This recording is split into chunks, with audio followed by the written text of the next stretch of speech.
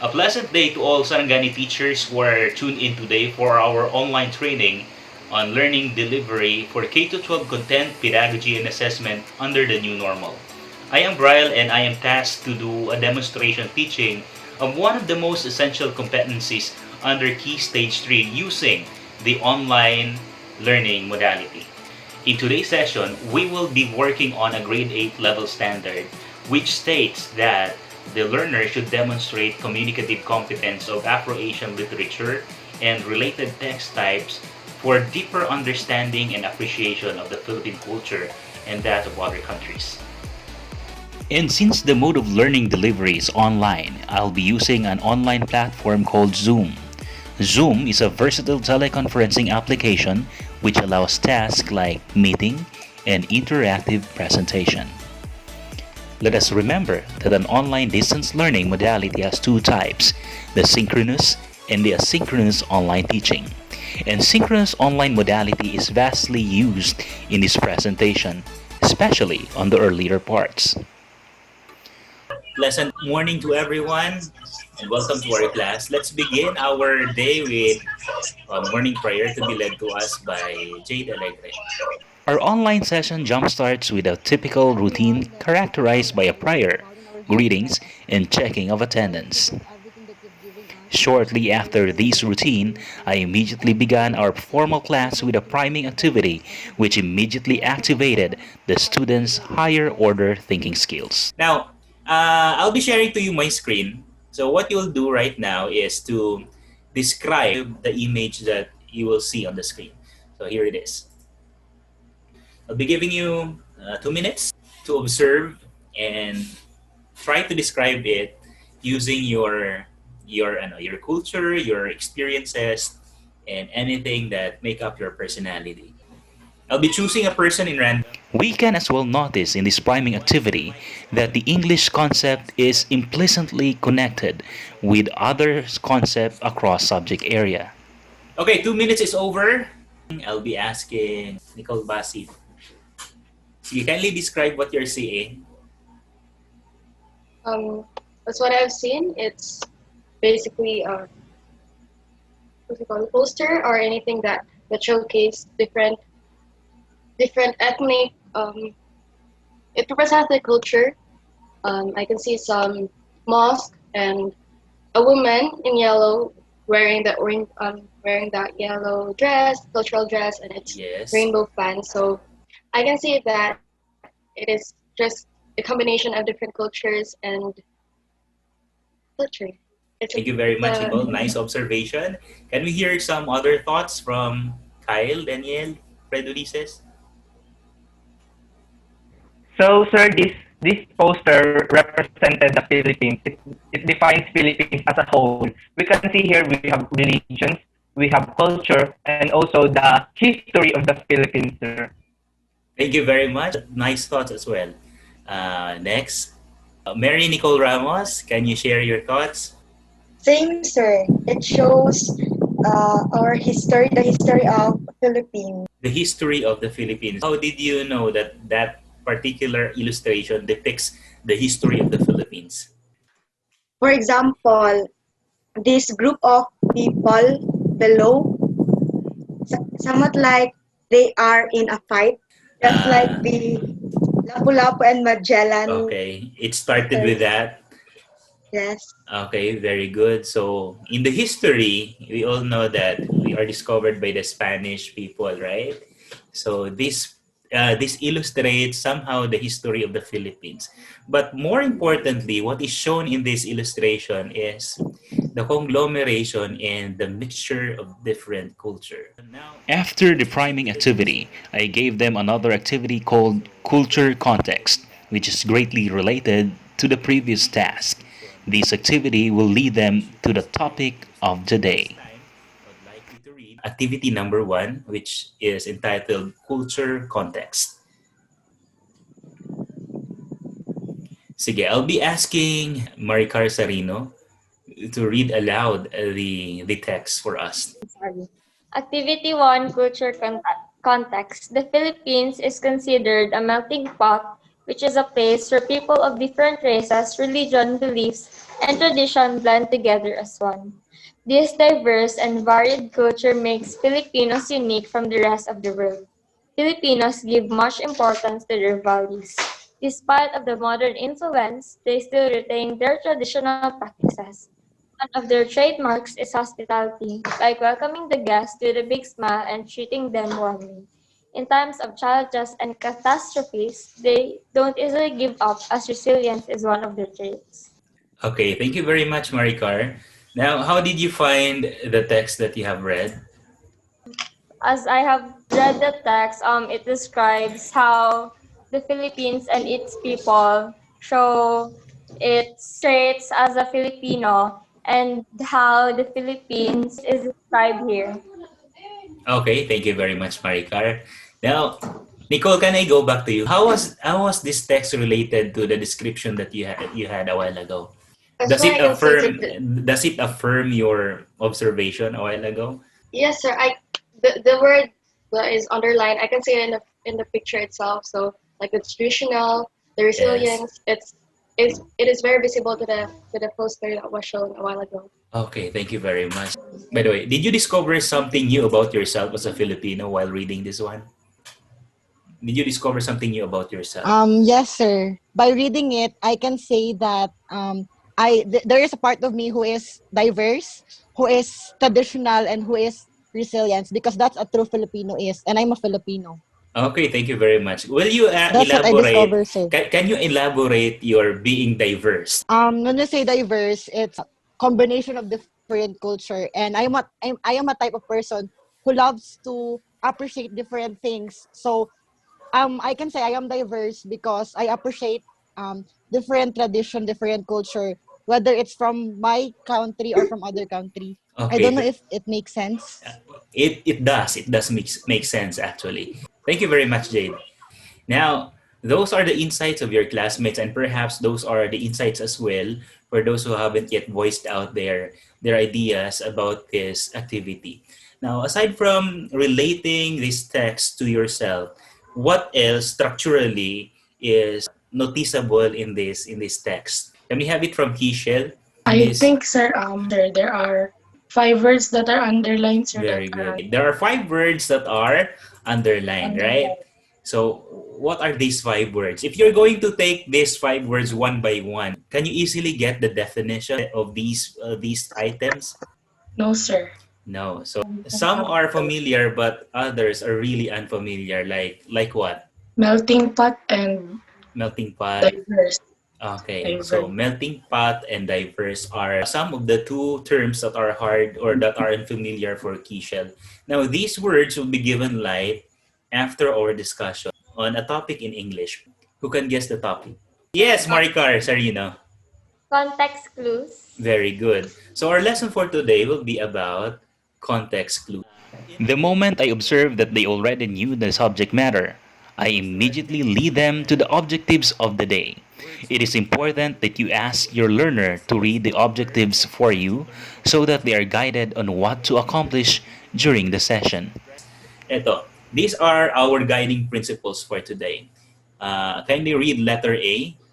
Mary Nicole Ramos, kindly read letter A. Identify the types of context clues. So later, you'll be identifying the different types of context clues by using the different sentences that I'll be providing you. Next, letter B. Can we have it from Maricar Sarino?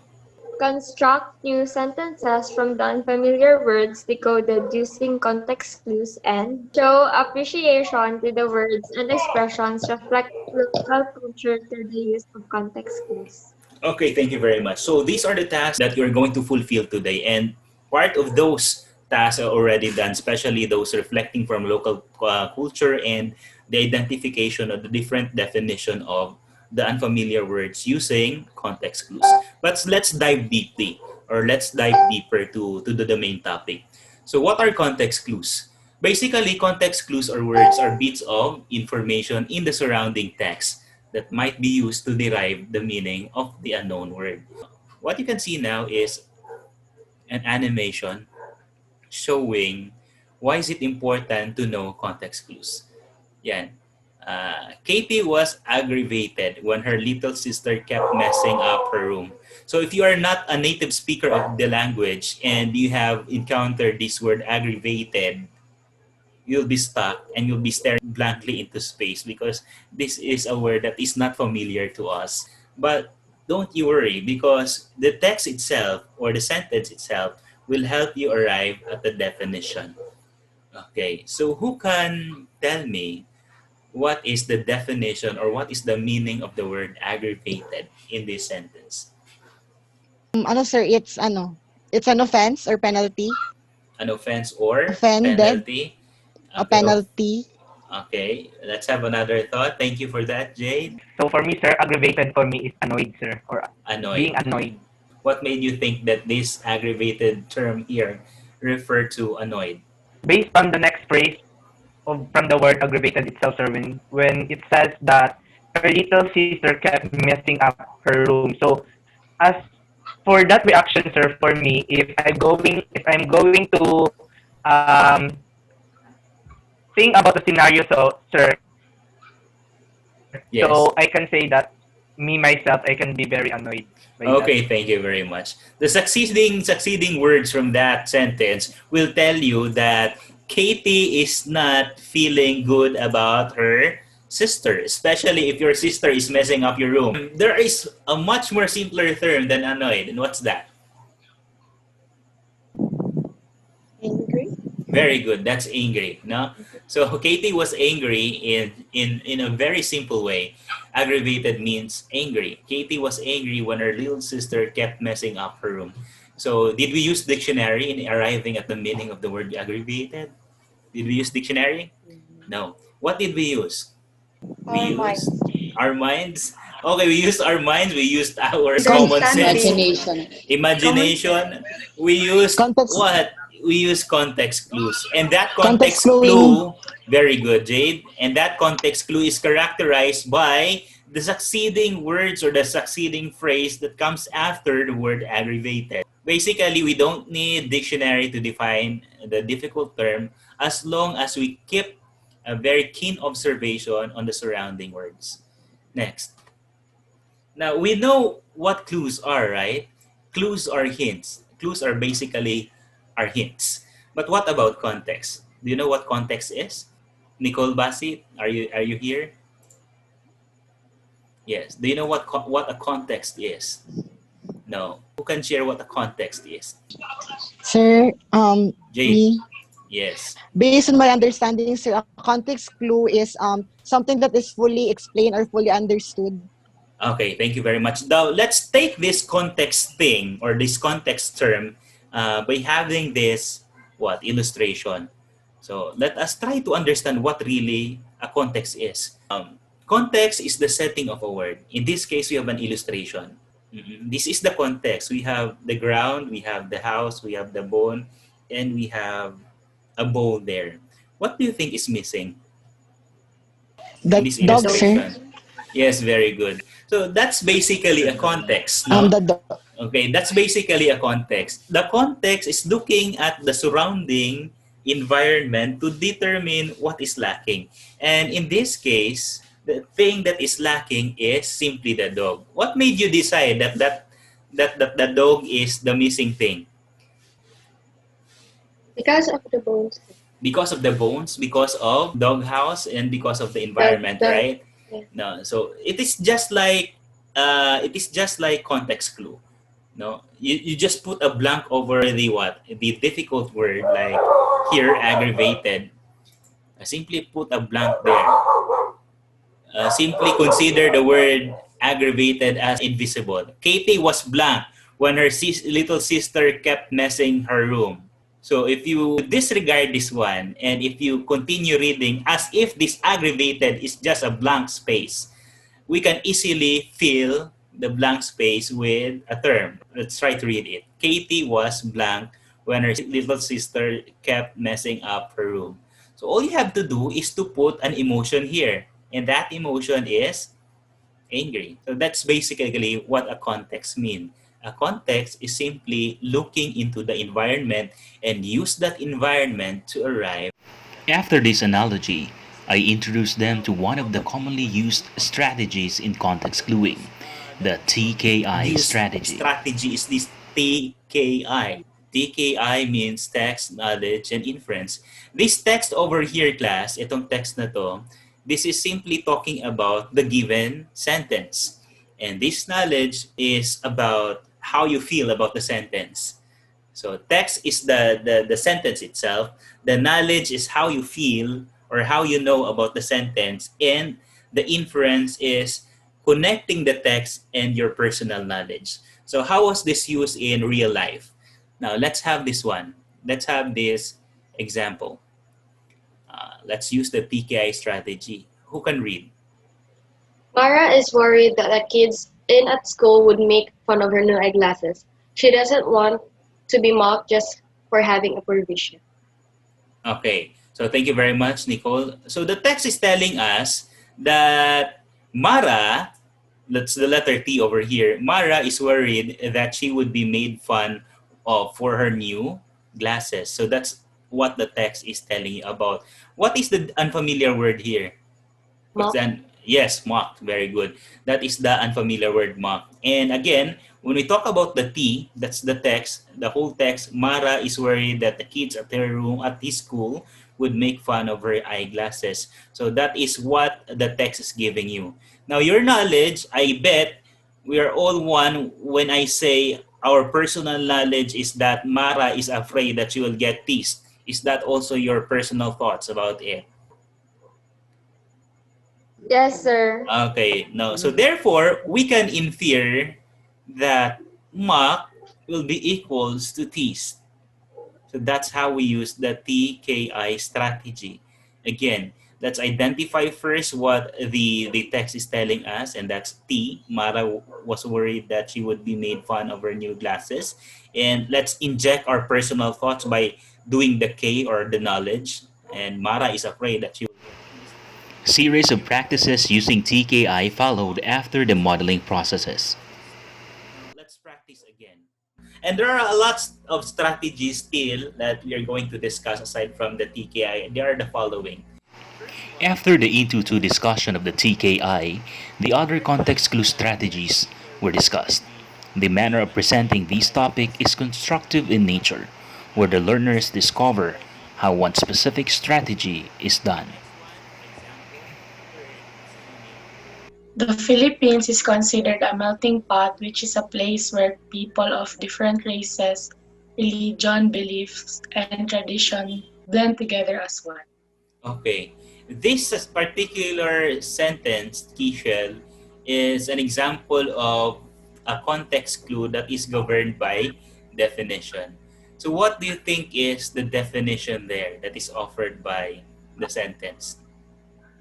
I think, sir, that the Philippines, by the word melting pot, sir, the Philippines is blended with people of different races, religion, beliefs, tradition, and etc., sir.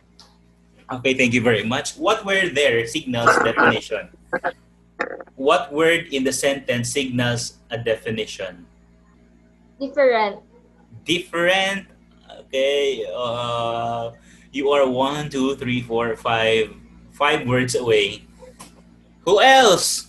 Yes, Kyle again. Considered, sir. Considered. Considered. Mm-hmm. Me, Jade. Which, sir? Joke. Is that for real or a joke? For real. For real. Is that for Please, real, sir. Jade? Yes, sir. One Choco Sunday for you because that is correct. No? Yes, thank you, sir. My God. Congratulations. Now, when we do context cluing using definition, we are often guided by words and punctuation mark that signal restatement. And one of those is which. And here are some of the thing that you can use as well, the words that you can use. We have the is, the who is, the that is, in other words, dashes, commas, and parentheses. When you see these words in one sentence, meaning the sentence is offering you the exact definition of the unfamiliar word, like melting pot. What is melting pot? Which is a place where people of different races, religion, belief, and tradition blend together as one. To test how far the students have gone through with the topic, a formative assessment was conducted. This is done using an online interactive platform called the Kahoot.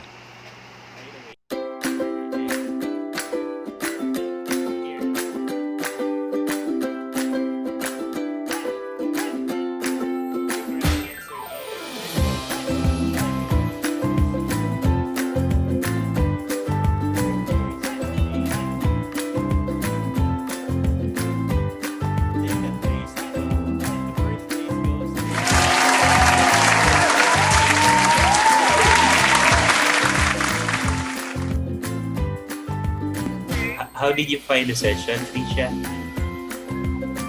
Exciting siya, sir. It was very exciting and entertaining, sir, and it made me feel like I must hurry because there is a time. Very good.